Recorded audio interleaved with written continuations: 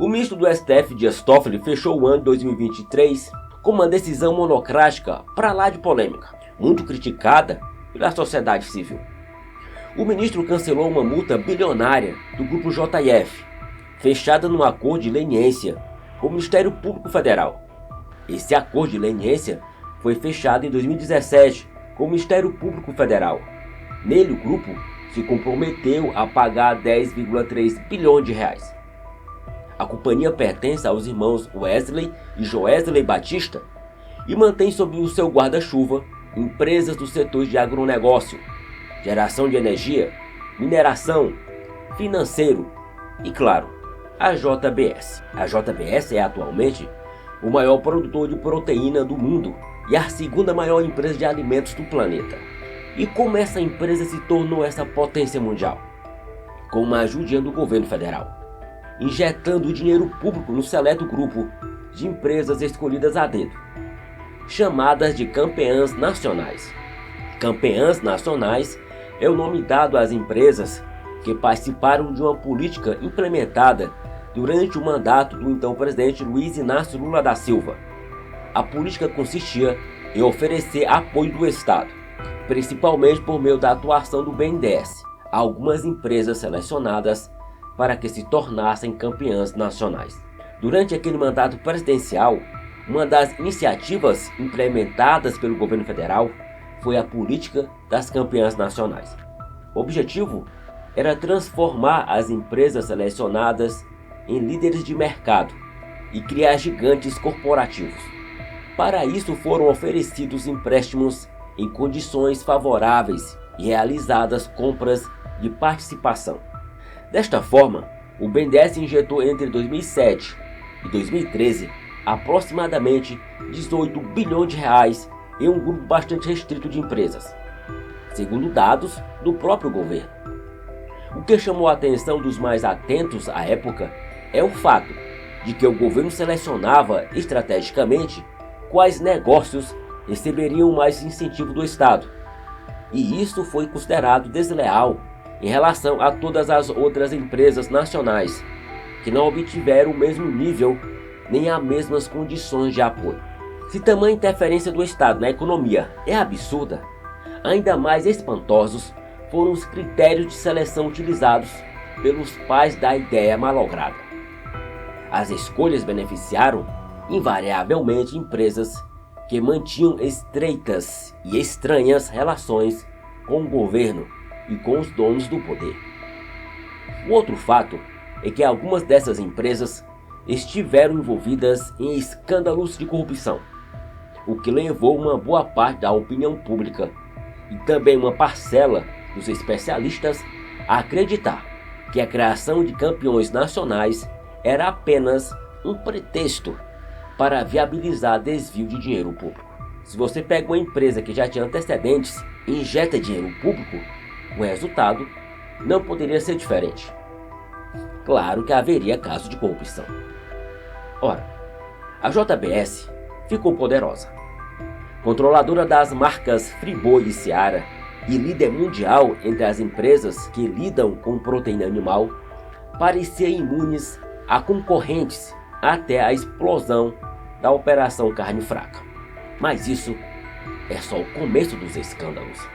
A Operação Lava Jato, demonizada pela esquerda, descobriu que os donos da JBS pagaram propina para ter vantagens para suas empresas e viabilizar negócios que formaram o maior grupo privado do país e a maior companhia de carne do mundo.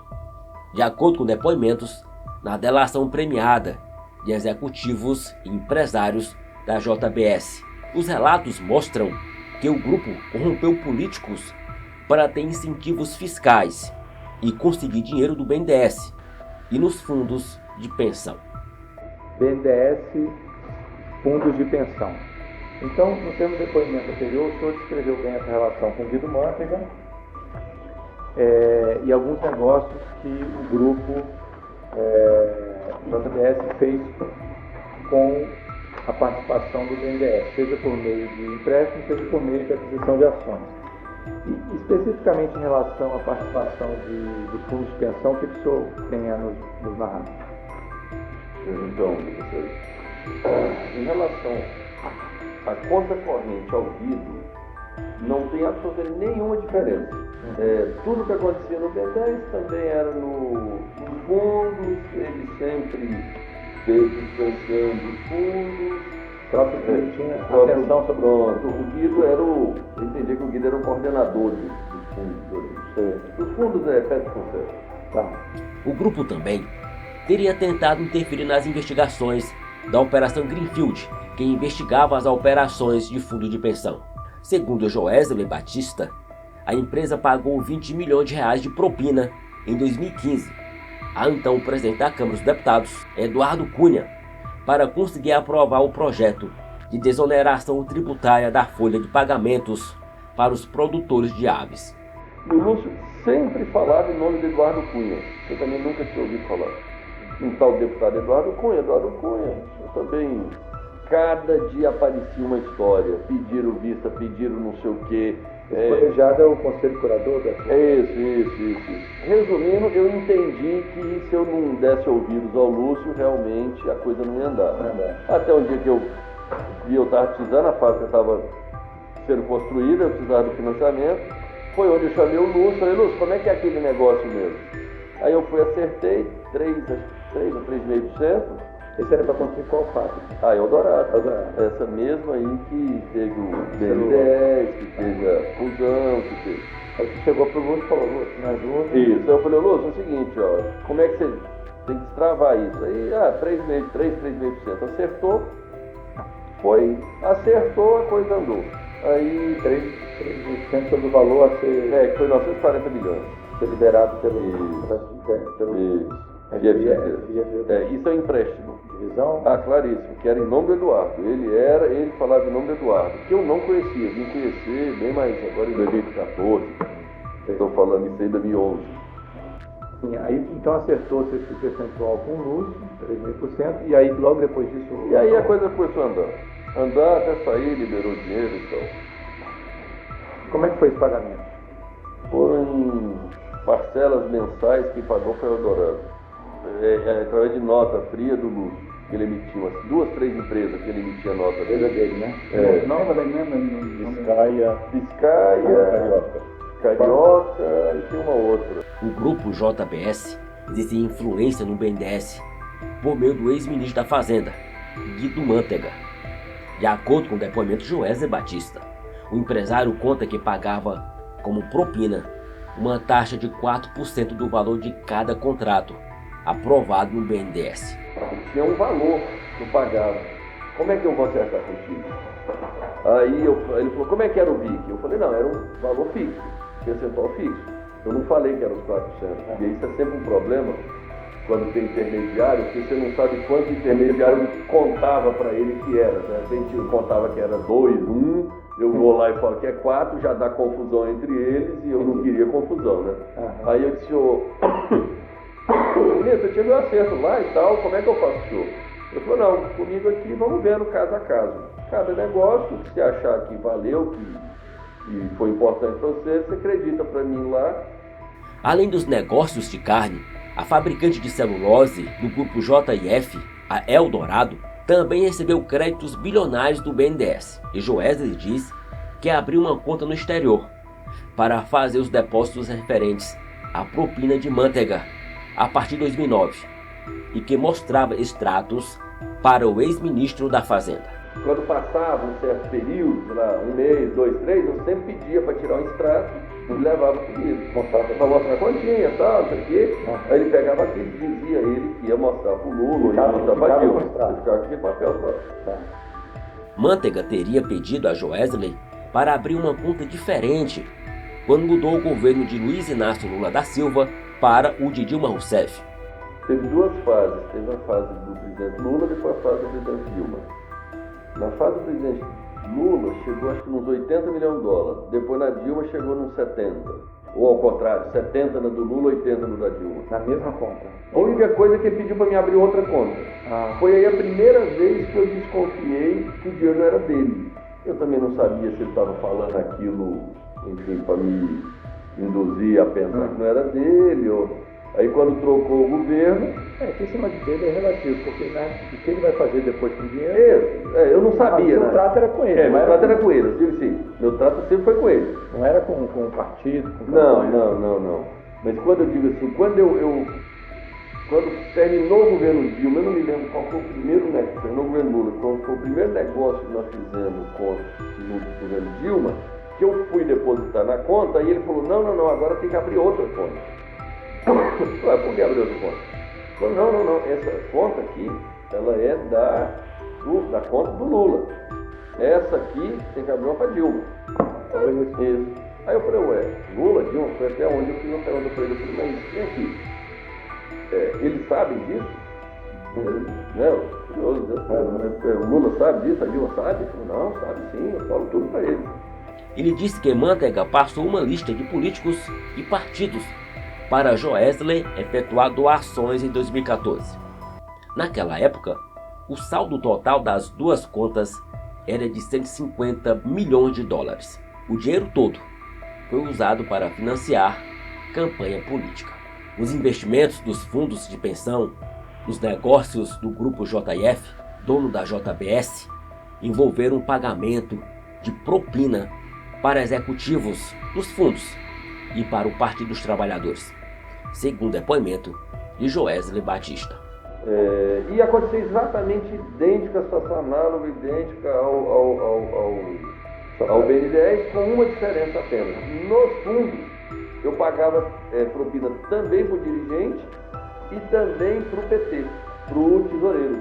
Tinha uma planilha que eu abria 1% para o dirigente, para o presidente do fundo, 1% para o PT, que era administrado pelo Vacari, e creditava a conta mãe lá, a conta... Os fundos de pensão são entidades que administram a aposentadoria complementar dos trabalhadores. Os maiores fundos do Brasil são vinculados às empresas estatais, como a Previ, dos funcionários do Banco do Brasil, a Petros, da Petrobras, e a FUNCEF, da Caixa Econômica. A empresa foi alvo de investigações e desdobramentos da Lava Jato, como as operações Greenfield, Sepsis, Cui Bono e Carne Fraca. E aí entra o ministro Dias Toffoli em ação. Segundo o ministro Dias Toffoli, há dúvida razoável de que o acordo de leniência da JF teria sido firmado de forma voluntária pela companhia. O ministro citou informações obtidas pela operação Spoof de que teria havido conluio entre juiz e procuradores. A adesão do ministro é de terça-feira, 19 de dezembro, e foi dada em resposta ao pedido da JF, feito dentro da ação, em que o magistrado disse que a prisão de Lula foi armação e anulou provas usadas a partir do acordo de leniência da Odebrecht. A Federação Nacional das Associações do Pessoal da Caixa Econômica Federal repudiou a adesão do ministro Dias Toffoli, dizendo que a decisão do ministro prejudica os servidores da Caixa. Bom, esse presente de Natal de Dias Toffoli aos irmãos Batista levou o renomado jornalista José Roberto Guzzo, integrante do Conselho Editorial de Oeste, um dos criadores da Veja, responsável pela criação da revista Exame, e que atualmente escreve no estado de São Paulo, na Gazeta do Povo, publicar um artigo repleto de fortes revelações. Sem meias palavras, ele deu o seguinte título para o brilhante texto: o surto do ministro Dias Toffoli está custando bilhões de reais ao pagador de impostos. Diz ele, nunca se viu na história do Supremo Tribunal Federal alguém com a capacidade de produção que o ministro Dias Toffoli vem demonstrando nessas últimas semanas. O problema é que ele só tem produzido, em seu atual surto de operosidade, o mesmo tipo de artigo. E esse artigo é um atraso de vida direto na veia.